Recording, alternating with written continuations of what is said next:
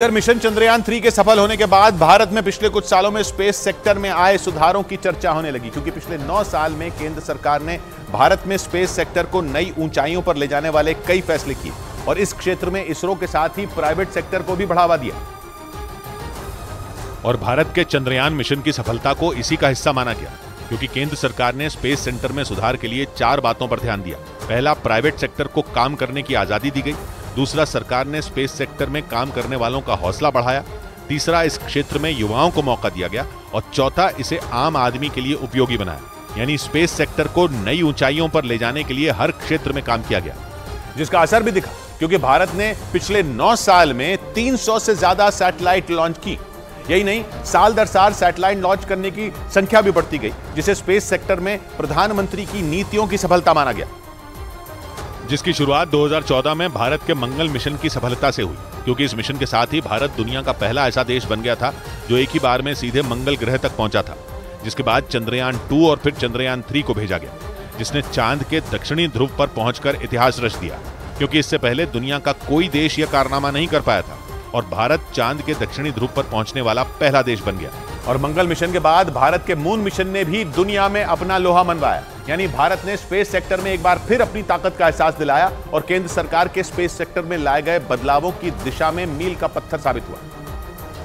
और मिशन गगनयान की तैयारी में जुटे इसरो के वैज्ञानिकों का हौसला 7वें आसमान पर पहुंचा दिया। आंकड़े बताते हैं कि 2017 के बाद से भारत 104 सैटेलाइट पहली ही कोशिश में लॉन्च कर चुका है।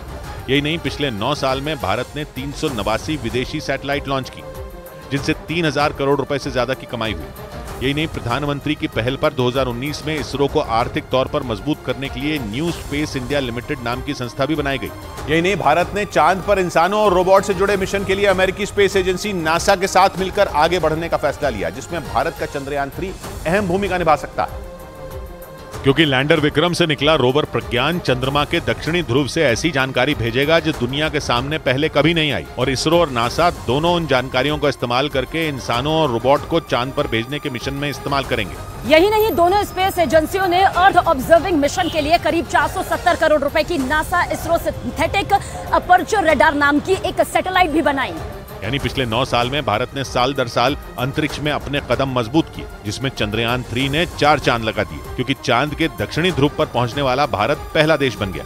उधर भारत के चंद्रयान 3 के बाद जापान भी अपना स्पेसक्राफ्ट चांद पर भेजने वाला है। 26 अगस्त को भारतीय समय के मुताबिक सुबह करीब 6 बजे जापान की स्पेस एजेंसी स्मार्ट लैंडर को H2A रॉकेट के जरिए लॉन्च करेगी, जो चांद की सतह पर उतरकर उसके रहस्यों के बारे में जानकारी जुटाने की कोशिश करेगा। जापान की स्पेस एजेंसी जैक्सा यानी जापान एरोस्पेस एक्सप्लोरेशन एजेंसी के मुताबिक उनका पहला लक्ष्य स्लिम यानी smart lander for investigating moon को चांद की सतह पर सॉफ्ट लैंडिंग कराने का होगा। स्मार्ट लैंडर या स्लिम अपने नाम की ही तरह छोटा और हल्का रोबोटिक लैंडर है, लेकिन इसका मुख्य उद्देश्य चांद पर सटीक लैंडिंग की तकनीक की तलाश करना है। जापान के वैज्ञानिकों ने इसे चांद पर पहले से तय किए गए टारगेट पॉइंट पर उतारने की प्लानिंग की है।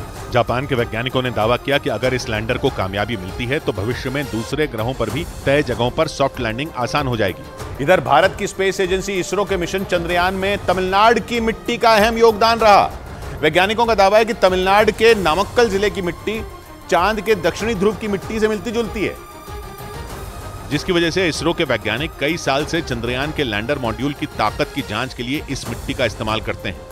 वैज्ञानिकों के मुताबिक चांद के दक्षिणी ध्रुव की सतह पर एनॉर्थोसाइट मिट्टी मौजूद है और वैसी ही मिट्टी तमिलनाडु की राजधानी चेन्नई से 400 किलोमीटर दूर नामक्कल जिले की भी है। नामक्कल के सीतमपुंडी और कुन्नमलाई गांव से 50 टन मिट्टी इसरो को भेजी गई थी। मिशन चंद्रयान के लिए साल 2012 से ही इसरो नामक्कल जिले की मिट्टी का इस्तेमाल कर रहा है। 2019 में चंद्रयान 2 के लैंडर की सॉफ्ट लैंडिंग की टेस्टिंग के लिए भी यहां से मिट्टी भेजी गई थी।